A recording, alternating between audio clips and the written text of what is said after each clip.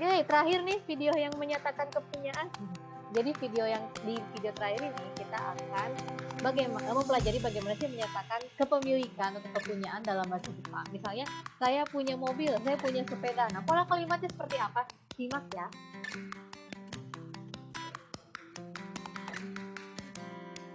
Minasang, akhirnya kita sampai juga nih di video penjelasan terakhir ya, atau penjelasan pola kalimat kami untuk pelajaran kali ini. Nah, yang terakhir ini ada pola kalimat yang pakai kata kerja arimas.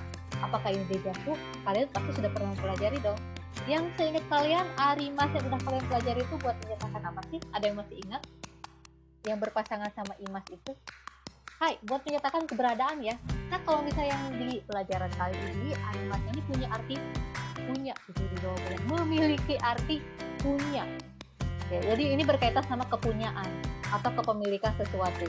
Penggunanya seperti apa? Coba kita lihat pola kalimat berikut ini ya, teman-teman. Nah, di sini ada pola kalimat, jadi ini sama kayak menunjukkan keberadaan loh. Ini ada yang menggunakan arimas dan ada juga yang menggunakan imas. Tapi ini sebetulnya bukan semata-mata buat menunjukkan keberadaan sih, tapi ini lebih ke menunjukkan kepunyaan.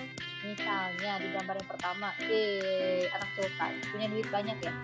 Nah, maka pola kalimatnya bisa jadi seperti ini nih. Misalnya ada pertanyaan, Takahashi-san wa nani ga arimasu ka? Nah, ketika kalian mau nanyain, jadi ga arimas dan imas di pola kalimat ini untuk menyatakan kepunyaan ya teman-teman, harap ini. Jadi bukan keberadaan. Ya keberadaan juga sih ya, tapi keberadaan itu berkaitan dengan kepunyaan. Jadi di sini ada pertanyaan, Takahashi-san wa nani ga arimasu ka? Lihat di gambar, Takahashi-san punya apa? Nani ga arimasu ka? Punya apa? Punya duit ya. Jadi jawabannya adalah okane ga arimasu. Jadi kalau ini jawabannya bukan ada duit, tapi punya duit. Mama nih, di dalam bahasa Indonesia juga sama sih ya, kayak lu ada duit nggak? Ada dong. Nah, itu kan ada itu berarti punya. Sama bahasa Jepang juga. Ada duit, punya duit, pakai arimasu juga. Oke. Kenapa pakai arimasu ya? Karena duit kan benda mati. Kalau benda hidup gimana makhluk hidup? Ya misalnya dia punya pacar ya. Jadi kalau punya pacar, dia contohnya seperti kalimat yang ini. Ryota-san wa kanojo ga iru. Ryota-san punya pacar. Jadi bukan juga arimas. Nah, kalau pacar kalian lagi di studi ya arimas ya. Jadi kalau pacarnya beneran berarti pakainya imas. Nah, kamu juga imas punya pacar. Apalagi kalau bisa buat benda hidup, misalnya punya teman, tomodachi ga imas, seperti itu ya. Aja kalau nggak punya gimana? Ya udah ganti aja arimasnya pakai arimasen, dan kalau imasnya pakai imasen. Kalau misalnya jomblo, jadi kamu juga imasen, kagak punya pacar, seperti itu, simple ya. Jadi kalau punya berarti arimas atau imas, kalau nggak punya berarti arimasen atau imas. Nah, ada yang harus diingat lagi nih, dadadam. Sama kayak tadi yang sebelumnya tuh, penjelasan sebelumnya tentang wakarimas atau imas, yang menyatakan kemengertian atau kebiasaan itu kan ada tarafnya. Sama, punya juga ada tarafnya ya, teman-teman. Bisa dilihat di sini ya. Makin ke atas makin punya. Oke, kalau punya banyak berarti pakainya adalah takusang arimas. Takusang itu artinya banyak. Kalau arimas kan sekedar punya aja. Tapi kalau punya duit banyak berarti okane ga takusang arimas. Punya duit banyak. Berarti itu lebih dari sekedar arimas, lebih dari sekedar punya, tapi punya banyak.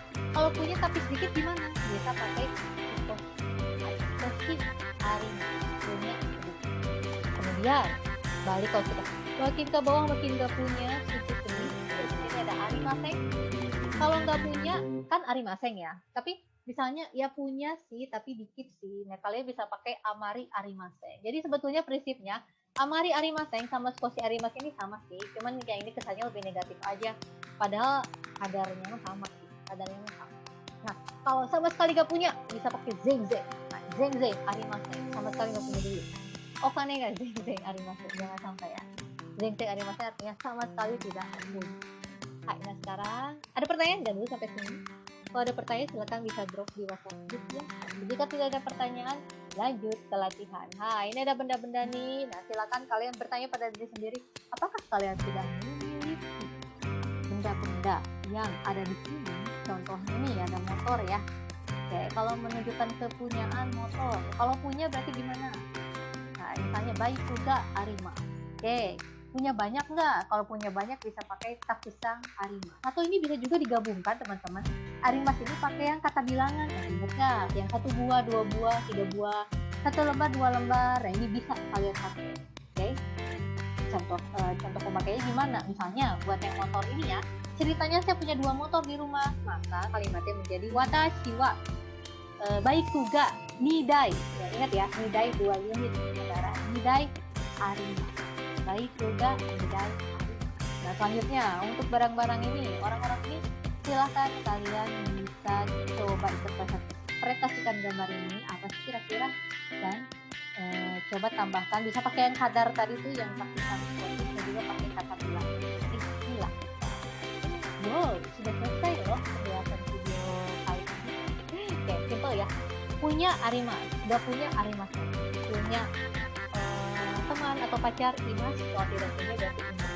Sesimpel itu. Hai, oke, kalau gitu abis ini silahkan bisa lihat dulu contoh percakapannya seperti biasa, biar kalian bisa ikutan bercakap-cakap juga dan saling berbalas tanya jawab dengan tokoh yang ada di percakapan. Hai, oke, kalau gitu ini adalah video terakhir kita, pertemuan kali ini terakhir juga, tapi nanti ada roleplay yang bisa kalian lihat, dan bisa kalian coba praktekkan di rumah masing-masing.